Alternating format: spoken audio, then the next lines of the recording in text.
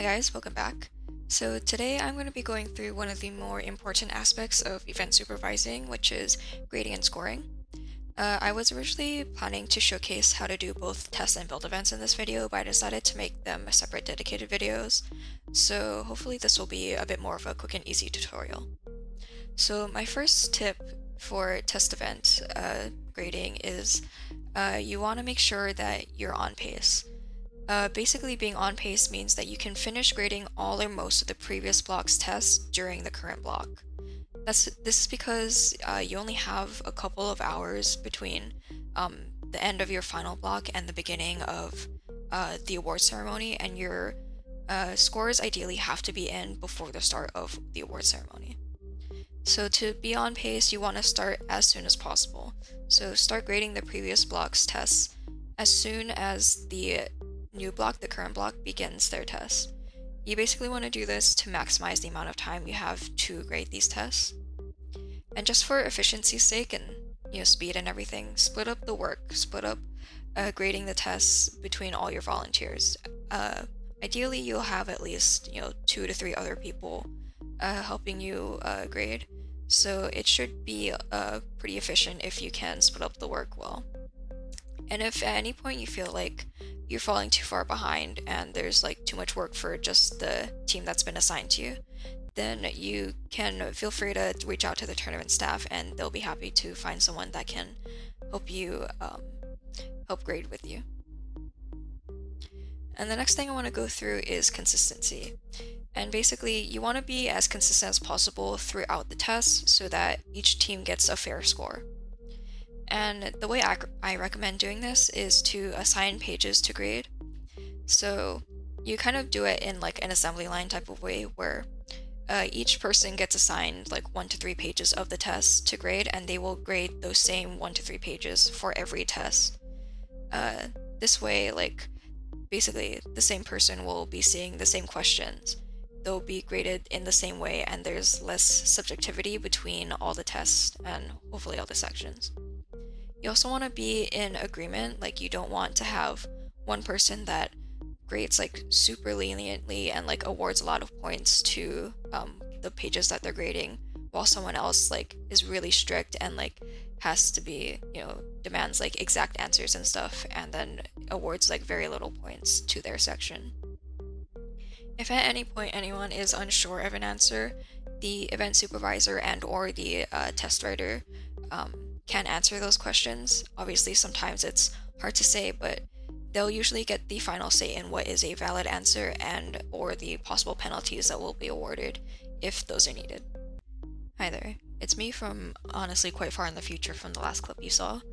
There's a few things I wanted to add and a few things I wanted to correct in the segment that I originally recorded, so I just decided I would re-record this whole thing before I posted it. But anyway, breaking ties and tiebreaker questions are honestly a pretty important part of grading and scoring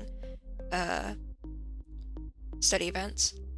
So tiebreaker questions in and of themselves, they're not always going to be built into the rules, not necessarily. For some events they are, but for the most part I believe most study events will not have them built into the rules, and it's up to the test writer to include them or to indicate which one of their questions they want to act as tiebreakers.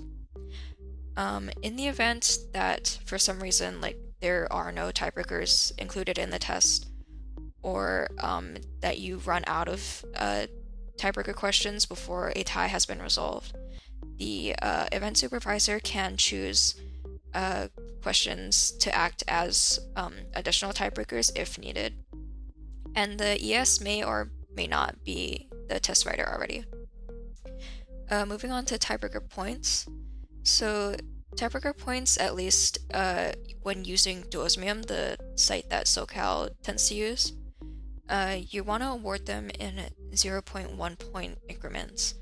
And this is because in Duosmium, when you have tiebreaker points, it'll essentially just add those on to the raw score that you put into the system. So if you have 2 teams that are tied at 45 points, and you have another team right above them that has 46 points, if you award the winner of the tie 1 whole point as a tiebreaker, that'll bump up their score to look like it's 46 points in the system. And that will, mess up the ranking because suddenly you have another tie flagged in the system that is not technically a true tie. So you're gonna want to award them in pretty small increments. Half points aren't even small enough because obviously some people grade in half points, award half points like in raw scores, so I would generally recommend to do it in 0.1 increments or smaller.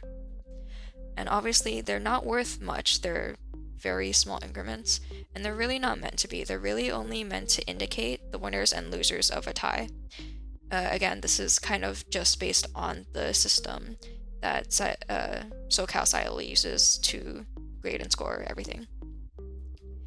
As for how to break the ties in the first place, generally I would recommend doing it in a first come first served basis in the order that the test writer wrote the tiebreakers or assigned the tiebreakers in. So basically what I mean by that is say the test writer indicates that these questions are tiebreakers, and obviously you can see here that 11 and 17 are at the end of the sequence, even though technically they're the first numbers out of all these numbers. And that's really intentional because when I wrote this test, I decided that these would be the tiebreakers, but this would be the order that they would be broken in. So if in the event that a team is at a tie, I would go down the line and go, okay, so did Team A get question 21 right? And did Team B get question 21 right? And the way I have it written, also question 21 is worth multiple points.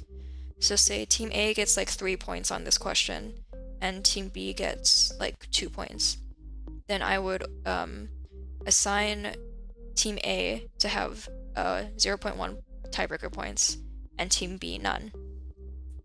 And then I would just ignore all the rest of these tiebreakers because we've already broken the tie. In the event that, say, both teams get this one completely incorrect, only then would I move on to the next tiebreaker question. And you kind of just do that whole process down the line. In the event that, for some reason, we go through all these ties and still haven't resolved the tie between Team A and B, then I would say, okay, maybe I want to have question 18 serve as another tiebreaker. And just for that one, or those two teams, we just keep adding tiebreaker questions until we can finally resolve the tie. Yeah, so I think that should be everything I wanted to add on. I think hopefully it's not too bad, this video.